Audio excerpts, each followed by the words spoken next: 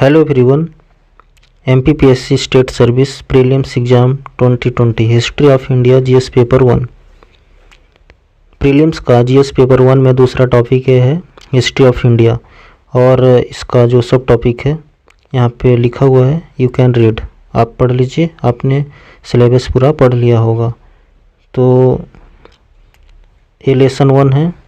Lesson 1 में हम लोग क्या पढ़ेंगे? Palaeolithic as. पैलियोलिथिक एज का 3 भाग हैं, लोअर पैलियोलिथिक, मिडिल पैलियोलिथिक और अपर पैलियोलिथिक। ये तीनों आज हम इस लेसन में डिस्कस करेंगे। तो okay, definition of history. English word history Greek word Historia से आया है। इट मीन्स इंक्वायरी करना, ऐसा नॉलेज जो हम इन्वेस्टिगेशन से प्राप्त करें। स्टडी ऑफ पास्ट इवेंट, पुरानी घटनाओं का अध्ययन हिस्ट्री है। Okay, division of history. History can be divided into 3 parts. Means pre history, पहला भाग है प्री हिस्ट्री। प्री हिस्ट्री में उस समय का जो हमें रिटन रिकॉर्ड, लिखित दस्तावेज नहीं मिलता है, वो प्री हिस्ट्री कैटेगरी है। ठीक है, उस समय हमें कोई रिटन रिकॉर्ड नहीं मिलती है, जैसे कि पैलियोलिथिक, मेसोलिथिक और नियोलिथिक टाइम जो है, पीरियड है।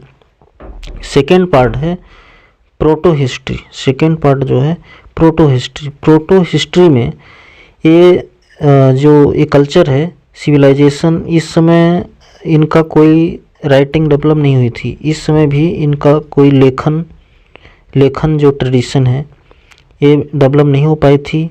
कोई चीज़ लिखित नहीं मिलती है यहाँ पर भी। लेकिन इनका जो कंटेम्प्ररी सिविलाइजेशन थे, जो साक्षर सभ्यताएं थी, इनको मेंशन करती है ना। एग्जाम्पल के लिए जैसे सिंधु घाटी सभ्यता जो है, इसका जो स्क्रिप्ट है अभी तक डिसाइफर्ड नहीं हो पाया, इसको अभी डिकोड नहीं कर पाए हैं। लेकिन इसका जो मेंशन मिलता है मेसोपोटामिया वाला जो सभ्यता है, ठीक है, इसको मेसोपोटामियन राइटिंग में इसका मेंशन मिला है। ठीक है, तो सिंधु घाटी सभ्यता एक प्रोटो हिस्ट्री कैटेगरी में आएगा। और इसके अलावा वैदिक सिविलाइजेशन, वैदिक काल जो है, ये भी प्रोटो हिस्ट्री में माना जाता है, क्योंकि ये इस समय जो ओरल लिटरेरी ट्रेडिशन, मौखिक चलता था, जो इस समय का भी लिटरेरी ट्रेडिशन था वो ओरल था, लिखित नहीं था। तो हमने समझा प्री हिस्ट्री में हमें कोई लिखित रिकॉर्ड नहीं मिलता है, क्योंकि उस समय लैंग्वेज, कोई भाषा डेवलप नहीं हुई थी, भाषा का विकास नहीं हुआ था, राइटिंग विकसित नहीं हुई थी। प्रोटो हिस्ट्री ऐसा फेज है कि इस समय इनका जो स्क्रिप्ट है, इसमें भी भाषा या राइटिंग डेवलप नहीं हुई है, लेकिन इनका जो कंटेम्प्ररी सभ्यताएं हैं, जो लिटरेट है, इनको मेंशन करती है। हमने अभी इंडस वैली सिविलाइजेशन का एग्जाम्पल पढ़ा, जो मेसोपोटामियन इसको मेंशन करता है। ठीक है, नियोलिथिक और चाल्कोलिथिक पीरियड भी प्रोटो हिस्ट्री में काउंट होते हैं। क्लियर है? आगे चलते हैं।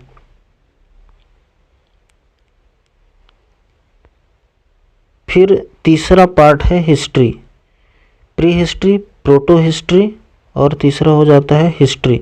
हिस्ट्री क्लियर है, इस समय राइटिंग विकसित हो गई है, भाषा का विकास हो गया है। ठीक है, तो निश्चित है हमें अब रिटन रिकॉर्ड मिलेगी, लिखित दस्तावेज मिलता है इस टाइम का। ठीक है, जैसे बुद्धिज्म, जैनिज्म आया, मौर्यन पीरियड और इसके आगे का पीरियड, सब लिखित रिकॉर्ड इनका मिलता है। ओके, और रॉबर्ट ब्रूस फूट, इन्होंने पहली बार इंडिया में फर्स्ट पैलियोलिथिक टूल, उपकरण है ना, डिस्कवर किया है। ये कहाँ किया है? ये पल्वराम, तमिलनाडु, चेन्नई में। ठीक है, और ये टूल का नाम क्या है? पल्वराम हैंड एक्स। इसका डिस्कवरी इन्होंने किया चेन्नई, तमिलनाडु में। ठीक है, और इनको क्रेडिट मिलता है भारत में yearly extensive study of Indian pre history. Bharat में प्री हिस्ट्री का विस्तृत अध्ययन करने का क्रेडिट इन्हीं को जाता है। क्लियर? आगे चलें। प्री हिस्ट्री जो शब्द है, पहली बार एम टॉर्नल ने 1833 AD ईस्वी में इस शब्द का यूज किया था। और भारत में पैलियोलिथिक टाइम को हम कितने कैटेगरी में बांट सकते हैं? तो पहला है पैलियोलिथिक पीरियड। पैलियोलिथिक को हम 3 भागों में बांट सकते हैं। लोअर पैलियोलिथिक, जो पैलियोलिथिक पूरा प्रसार काल है, इसको हम बांट सकते हैं 3 भागों में। लोअर पैलियोलिथिक, ये 2.5 लाख से 1 लाख BC तक का टाइम माना जाता है। ये जो टाइम रेंज है, ये अलग अलग किताबों में अलग अलग साइट्स पे अलग अलग मेंशन होती है, डिफरेंटली मेंशनड है। तो ये टाइम अप्रोक्सीमेटली है, कहीं ये एग्जैक्टली लिखा हुआ नहीं मिला है। ठीक है, तो ये टाइम रेंज जो है लगभग में है। तो लोअर पैलियोलिथिक 2.5 लाख से 1 लाख BC। मिडिल पैलियोलिथिक जो दूसरा इसका भाग है, 1 लाख से 40,000 BC तक ईसा पूर्व। और तीसरा पार्ट जो है अपर पैलियोलिथिक, 40,000 से 10,000 BC तक। ठीक है, फिर ये पैलियोलिथिक का 3 भाग हो गए। ठीक है, ये 3 भाग पैलियोलिथिक हो गए। फिर दूसरा भाग आता है मेसोलिथिक। तो प्रसार काल का दूसरा फेज मेसोलिथिक। ये मेसोलिथिक पीरियड 1000 BC से 10,000 BC से 6,000 BC तक। ठीक है, और इसके बाद नियोलिथिक, नवप्रसार काल है ना। नवप्रसार काल का टाइम क्या है? 6,000 से 4,000 BC तक का। और चालकोलिथिक पीरियड, जिसमें copper stone age, stone copper age जिसको कहते हैं, ये पीरियड था 4000 से 1200 ईसा पूर्व BC तक। तो ये टाइम पीरियड हो गया। आगे देखते हैं पैलियोलिथिक। ये सबसे पुराना टाइम था। ये earliest period of the stone age, ये प्रसार काल का सबसे पुराना टाइम है पैलियोलिथिक एज। ये भारत में हर जगह फैला था, लेकिन जो गंगा का मैदान है, एलुवियल प्लेन्स ऑफ सिंधु और गंगा, यहाँ ये नहीं फैला हुआ था। ये आप नोट करिए। ठीक है, एलुवियल प्लेन्स, ये जो एलुवियल मैदान है गंगा और इंडस का, गंगा और सिंधु का, यहाँ नहीं फैला था पैलियोलिथिक एज। ठीक है, पैलियोलिथिक मैन जो है, ये नेग्रिटो, सॉरी प्रोनाउंसिएशन थोड़ा सही नहीं हो पाया, नेग्रिटो रेस, ये निग्रिटो प्रजाति से बिलोंग करती है। ठीक है, पैलियोलिथिक मैन जो है, पैलियोलिथिक जो आदमी है, ये नेग्रिटो प्रजाति का है। इस टाइम के लोग गुफाओं में, रॉक शेल्टर में रहते थे। इस समय अच्छा, ये भोजन क्या करते थे? हंटिंग, शिकार करते थे जानवरों का, और फल और सब्जी जंगल से इकट्ठा करके खाते थे। इस समय कोई कृषि नहीं थी, हाउस बिल्डिंग, कोई घर नहीं, और नो पॉटरी मीन्स कोई मटका उटका नहीं बनाया जाता था उस समय। जो उपकरण यूज किए जाते थे वो अनपॉलिश्ड थे, अनड्रेस्ड थे, मतलब खुरदरे पत्थर के बनते थे। कोई ड्रेसिंग या पॉलिशिंग नहीं होती थी। और मुख्य उपकरण हैंड एक्स, हाथ की कुल्हाड़ी, क्लीवर्स मतलब एक मोटे धार का औजार है ना, चाकू, मोटे धार का चाकू, चॉपर और काटने के लिए, ब्लेड्स, बुरिन, खुदनी, स्क्रैपर्स मतलब खुरचनी, है ना। ये सारे औजार यूज किए जाते थे उस टाइम पे। पैलियोलिथिक आदमी को, उस समय के जो आदमी हैं उनको हम क्वार्टजाइट मैन भी कहते हैं। क्वार्टजाइट मैन ऐसा क्यों? क्योंकि उस समय जो टूल्स, औजार यूज होते थे वो बहुत कठोर पत्थर, कठोर चट्टान के यूज होते थे। उस कठोर चट्टान का नाम था क्वार्टजाइट। दैट्स वाई, इसीलिए इस समय के आदमी को हम क्वार्टजाइट मैन भी कहते हैं। आगे चलें। ओके, तो पूरा प्रसार काल का जो है पैलियोलिथिक को हम 3 भाग में डिवाइड करते हैं। इस लेसन में हम यही पढ़ेंगे। पैलियोलिथिक का ये 3 भाग जो है, लोअर पैलियोलिथिक, फिर मिडिल पैलियोलिथिक और अपर पैलियोलिथिक। ठीक है, इसके बाद अगले लेसन में मेसोलिथिक और नियोलिथिक का टाइम पढ़ेंगे। ठीक है, तो लोअर पैलियोलिथिक जो पहला भाग है पैलियोलिथिक का, ये सोहन रिवर वैली, सोन नदी घाटी जो है और सोहन नदी घाटी जो है, यहाँ पे इसके साइट्स मिलते हैं। ये इस समय पाकिस्तान में है।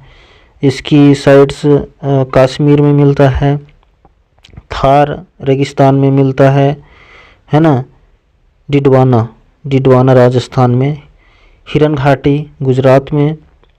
ठीक है, और मध्य प्रदेश में जो भीमबेटका के रॉक शेल्टर्स हैं वहाँ पे मिलता है, इसी टाइम के हैं। और बेलन घाटी मिर्ज़ापुर उत्तर प्रदेश। ठीक है, और अभी जैसा हमने पढ़ा इसका जो टाइम पीरियड था 2.5 लाख से 1 लाख ईसा पूर्व तक। इस टाइम में कौन कौन से टूल्स यूज होते थे? Hand axe, choppers, cleavers. ठीक है, और ये जो टाइम पीरियड था ये belong to greater part of the ice age. ये ज़्यादातर हिम युग में कवर होता है, जो लोअर पैलियोलिथिक एज था। ठीक है, जैसा कि हमने डिस्कस किया था कि पैलियोलिथिक एज जो है भारत में ये प्लेस्टोसीन आइस एज में शुरू हुआ, हिम युग में। तो लोअर पैलियोलिथिक एज जो है इसका ज़्यादातर भाग आइस एज में कवर होता है। ओके, हिम युग में।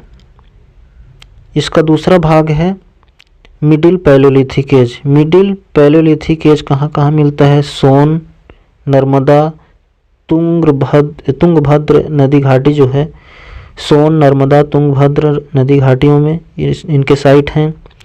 और जो पोटवार का पठार जो है, यानी ये इंडस और झेलम नदी के बीच में है। और संघाओ केव जो है गुफा है, ये कहाँ पे है? पेशावर पाकिस्तान में। तो ये इनके साइट्स हैं। इसका जो पीरियड है 1 लाख से 40,000 ईसा पूर्व तक।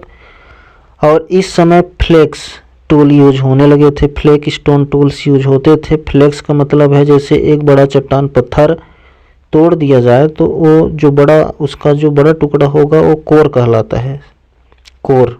ठीक है, और जो छोटे छोटे टुकड़े निकलते हैं वो फ्लेक्स कहलाते हैं। तो जो फ्लेक्स के जो टूल्स बनते हैं वो फ्लेक्स टूल कहलाते हैं, और वो जो कोर के बनते हैं वो कोर टूल कहलाते हैं। ठीक है, तो फ्लेक्स टूल यूज हुए, जैसे स्क्रैपर हो गया, बोरर्स, पॉइंट्स, है ना, और ब्लेड की तरह कुछ टूल यूज हुए।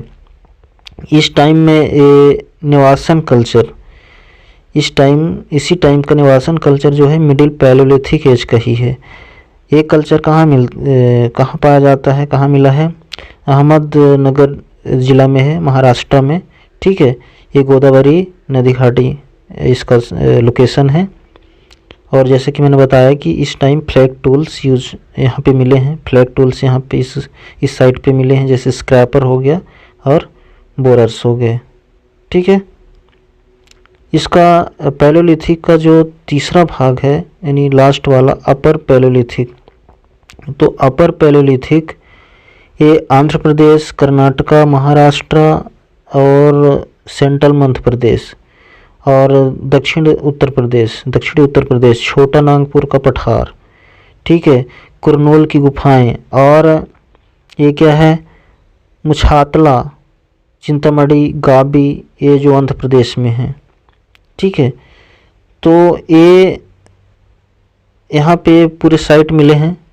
और जो कुछ जहाँ पे सिर्फ हड्डियाँ मिली हैं, मतलब ओनली बोन साइट से, जहाँ पे हड्डी मिली है और साइट में हड्डियाँ नहीं मिली है, तो कौन कौन से हैं?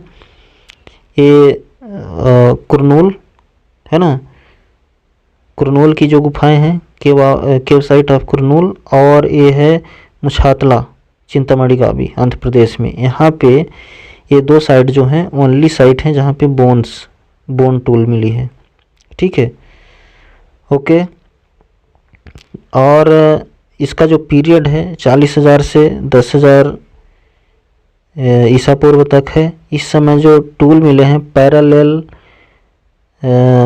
पैरेलल साइडेड ब्लेड, तो इस तरह के टूल्स मिले हैं। बुरेंस मिला है खुदाई करने के लिए, और कुछ बोन टूल्स भी मिले हैं, हड्डियों के टूल्स भी मिले हैं।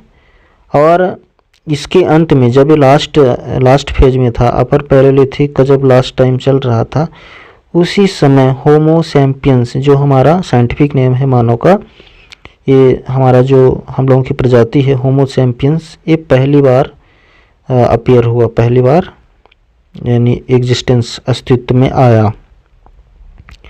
इट वाज द और देखो अपर पैलेलिथिक एज, ये आइस एज का है ना, it was the last, ice age अब ख़त्म हो रहा था अपर पैलेलिथिक एज में। अब आइस एज भी लास्ट स्टेज में था, यानी कि अब इसका एंड पॉइंट आ गया था, ठीक है। और इस समय जो क्लाइमेट है, क्लाइमेट गर्म हो गई थी, और ह्यूमिड जो नमी है, नमी कम हो गई थी, ठीक है।